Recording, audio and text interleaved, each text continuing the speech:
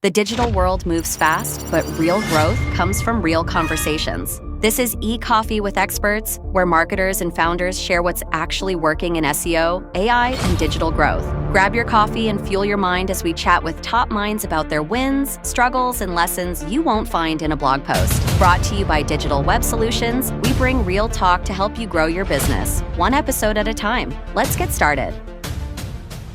Suzanne, before we move any forward, let's get to know the human behind the mic. I know you have been a guest on quite a few podcasts, but our audiences would love to know more about your journey and also your agency, what you guys do, what you guys specialize in, and we will take it off from there. Sure. Yeah, eVision Media was formed over 20 years ago. I hate to age myself like that, but it's the truth. And we are a full service brand marketing agency where our big focus is on brand positioning. Any clients that we work with, we want to make sure that they have a consistent brand. And then we fulfill that consistency through a website and online marketing, SEO, SEM, social media, you name it, anything to do with marketing. We assist our clients in that arena. Lovely, lovely. And what was that moment, Suzanne, which kind of triggered the decision to start your own agency? Give us more, throw some more light on that. Not easy to start on your entrepreneurial journey, right? Right. Well, I've always been an entrepreneur, right from selling Okay. greeting cards when I was a little kid. But I actually started, Was it easy for you then? it was pretty natural for me. I knew I Nice. was a mission. I knew what I needed to do, and away I went.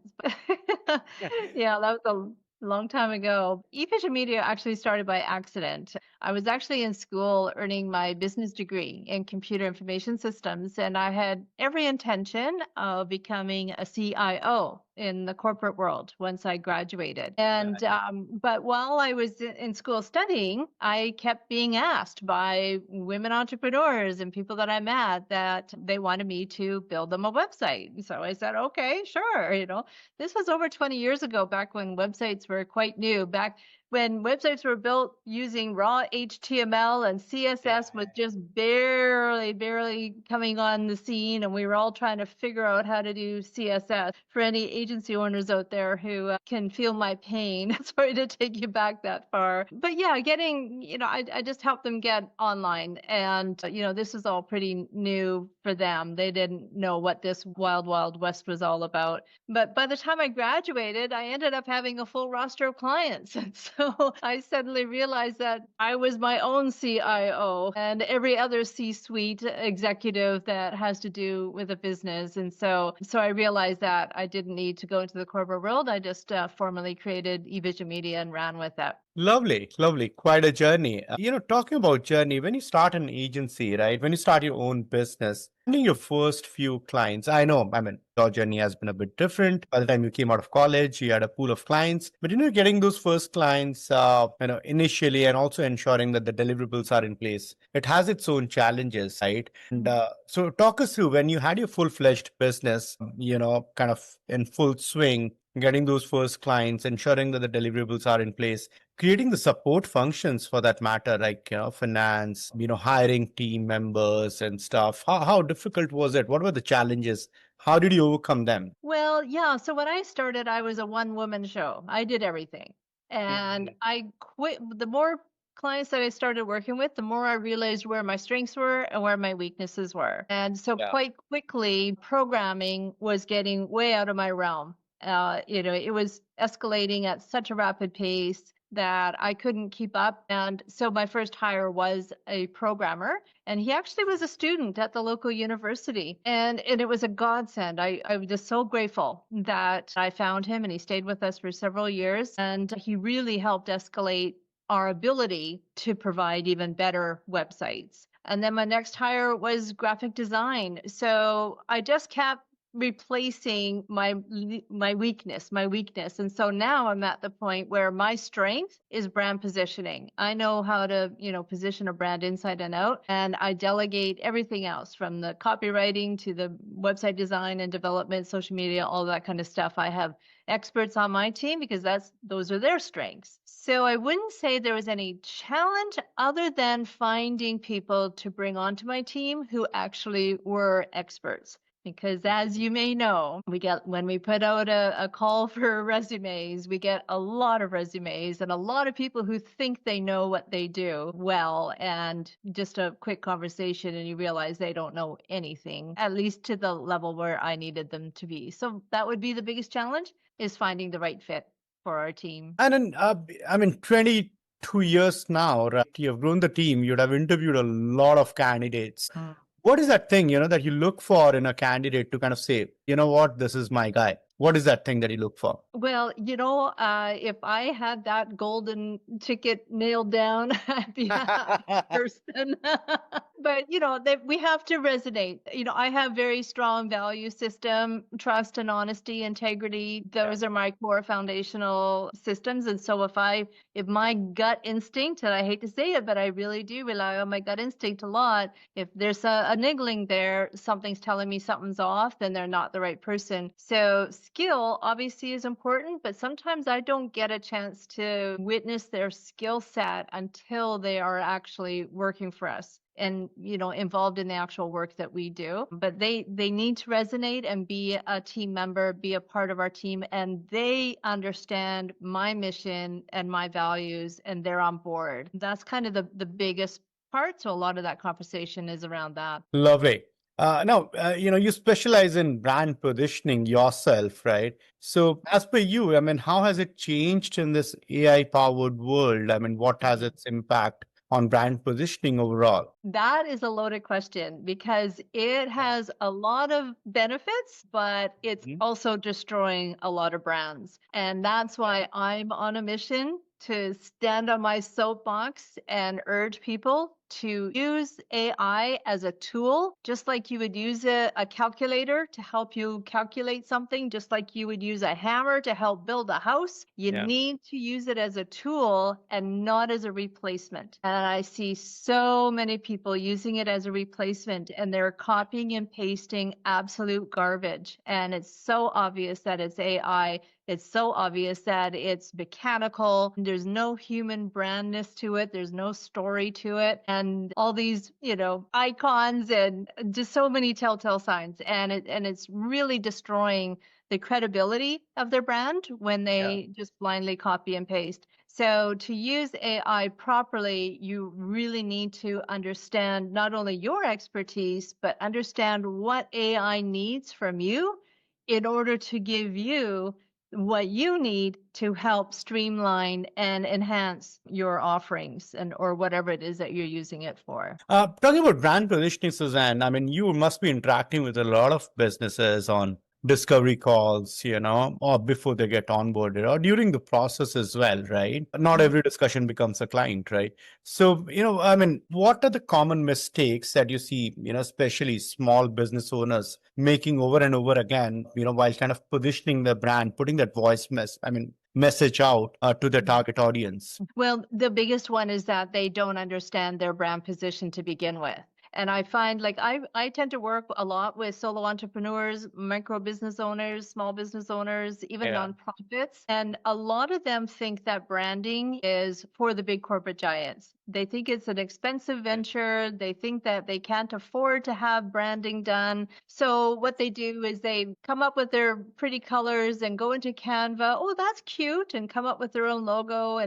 And they're just trying to bootstrap everything to save money. And unfortunately, what they're not realizing is that the more they bootstrap, the more cheap looking they come across as, the more amateurish they come across as, the more sales they're actually losing. But they don't know that they're losing sales because they don't know what they don't know. So what happens with that kind of a demographic is that they're just chasing every marketing guru out there, trying to steal hints and tips and something from here, something from here. and just piecemealing stuff together. Oh, so and so told me to do it this way, and so said that way should be done, and then it ends up, there's no strategy. They just end up overwhelmed, confused, and feeling like a failure because none of it actually worked, and they spent thousands of dollars doing it. And ultimately, these people who do by program after program after program, they're literally trying to become an expert in marketing and branding instead of an expert in their own field of industry. which Yeah. is so sad to see. So that's a big one. And another one is, well, part of that is skipping strategy altogether, thinking that they'll just get a website out. There's so many people out there saying, don't worry about all that stuff. You don't need a logo. Just get a website up and start hustling pavement. And it just doesn't work that way. The world is built on building trust, and we have to have some resonance with the people that we want to serve. We have to have some trust. And if we are getting ourselves out there in a way that doesn't have the trust, like I was saying with the AI, when you're posting content that is clearly AI driven, how is that going to drive trust? How are people going to Yeah. actually trust you? And so, you just end up blending in instead of standing out because you haven't got the strategy under your belt to Mhm. really understand what you need to do in order to get out there. And I would say probably the third big problem is that, especially for newer entrepreneurs, is that they just want to appeal to everybody. As long as they're breathing, they're a potential client. And of course, that's where they're just blending in. They don't have any kind of a marketing message specific to the pains, challenges, fears, frustrations that they want to alleviate in their ideal client. So their marketing message is way too muted and nowhere near specific enough for somebody to think, yeah, this person knows exactly what I'm going through and they are exactly what I need. So Lovely. Suzanne, here's the thing. You must be speaking with a lot of business owners, right? They would have an idea about how they want to position their brand to the target audience and all of that and put the message out, right? And business owners are business owners. I mean, don't get me wrong. They want conversions happening, right? At the end of the day, the phone's ringing, products getting sold, service appointments, subscriptions, whatever, right? So while you are kind of creating that brand message, right? How do you ensure that conversion is also an aspect of what you are doing? Maybe it's a byproduct of what you're trying to position them as. How kind of that you kind of ensure that that is a part of the overall strategy there? well, that's what the foundational piece of brand positioning is for. Because if Hmm. you don't have that foundational piece in place where you know what kind of marketing message will resonate with your ideal client, where you know where to find that ideal client, where you know who that ideal client is. And I'm not talking just demographics. You got to get deep into their soul and find Yeah. out what their pains and frustrations and challenges are and what their goals and inspirations are. So all of that culminates into a blueprint that tells you, okay, this is the kind of marketing message that we need to have in place in order for people to resonate and trust that Yeah. we're the best choice for them. So, Right. there's no guarantees, of course, because there's a lot of other factors at play, but at least this positions them in a way that gets them the best possible results. If everything else is, the product is a good product, the service is a good product, that kind of thing. The price point is a good price point, things like that. Right. And then, do you also involve the existing customer base or client base of a particular business, right? Let's say you're revamping the overall thing for a brand. So do you also kind of try and understand what that existing customer base looks like, the demography and everything? But also, why did they buy the product? Why do they use the service? What made them buy the product or the service? So is that part of the process? Does that help? Yeah, I mean, it all depends. Like, yes, if we're working with somebody who has already been in business, we have a Yes, lot of yes, yes. data that we can work from. We can go back and find out, okay, why did these people resonate with you? Why did they purchase from you? Why did they Yeah. stay with you? Are they happy to pay your invoice? And why are they telling other people about you? And once we nail down that kind of demographic of that ideal profile, and those are the sweet spots of understanding what needs to continue, what is working. And then, of Yeah. course, we also can tell what's not working. Right. Because businesses at times, I mean, we marketers do understand it, but business owners at times, they kind of go after the blue ocean out there. Obviously, I mean, everyone wants to, right? Untapped market, so to say. But at Mm. times we kind of forget that, we also kind of, need to understand the emotion of the existing customer base because they've already bought your service. There must be a reason they resonated with your message. They resonated with what you're trying to sell, what you're trying to put across. And that is where Mhm. they have been your loyal customers. Maybe trying to understand why did they do that, why they're using your service. Like you said, very good point. Happy to pay the invoice. Yeah. Maybe, Yeah. you never know, your brand message is right there while we are trying to do a lot of things that, trying to, like in sales, they say, tap the untapped market, right? So I'm glad you said that. Perfect. Yeah, Suzanne, this has been a great conversation. But before I let you go, a quick rapid fire. Okay. Fire away. All right. Okay. Worst brand positioning you have done till now, which kind of really, really did not work. I'm sorry. Can you say that again? Worst brand positioning you could have done for a brand which did not work. I can't specifically say one, but I know when it fails. We do not is have to when name the brand, but yeah. No, but the brand positioning fails when the client is actually not fully committed to their business and they have fears. They have some kind of blocks where they are looking for reasons to not make this work. Okay. And they end up blaming us because that's their closest place to blame. And that's Yeah. when it Us that's when it fails. marketeers, right? Yeah. We take the blame. All right. Moving on. Your last Google search. Oh, what I'd searched for? I did a Facebook Live this morning and I had to search to find out how do I do a Facebook Live because it's been so many years since I've done one. All right. Where do we find you on Friday evening, Suzanne, after office or after work? During the summer, you will find me outside of my backyard, relaxing, listening to podcasts. During the winter, I'm just curled up watching TV, watching Jeopardy. I love watching Jeopardy with my husband every night. Lovely. Your next vacation? I tend to do staycations. So I'm going to a spa in BC, where I am, BC, Canada. I'll be doing that this summer. All right. Your celebrity crush? Gee, you didn't prepare me on that one. Celebrity crush. Well, let's just go with, man. Go for it.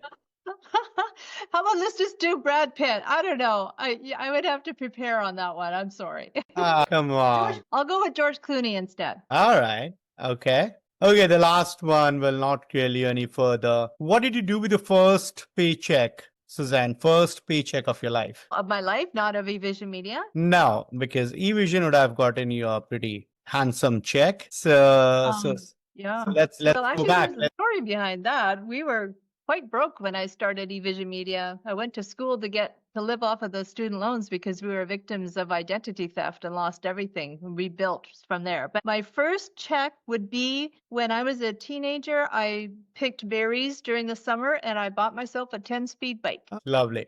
Good, dear Suzanne. Will not really any further. This has been a brilliant conversation. Thank you so much for taking out time to do this with us. Do you want to say anything to your audiences before we kind of wrap this up? Sure. Yeah, there's just one more quick thing that to any of the business owners who are listening, it's just that your brand is either attracting or repelling your potential clients. And so if you're not getting the results that you want, it's not about doing more. It's actually about doing the right things in the right order. And so if you're stuck on that, I did create a No More Wasted Marketing workbook that you might be interested in. You would just go to nomorewastedmarketing.com and check out that workbook. And if you're not sure and you think that maybe you've got it, you're not sure, I also have a Market Magnet Quick Start Checklist, which is a free checklist that you can download and check to see if you have any gaps in your marketing. It's an eye-opening tool that will help you see where your brand may be off track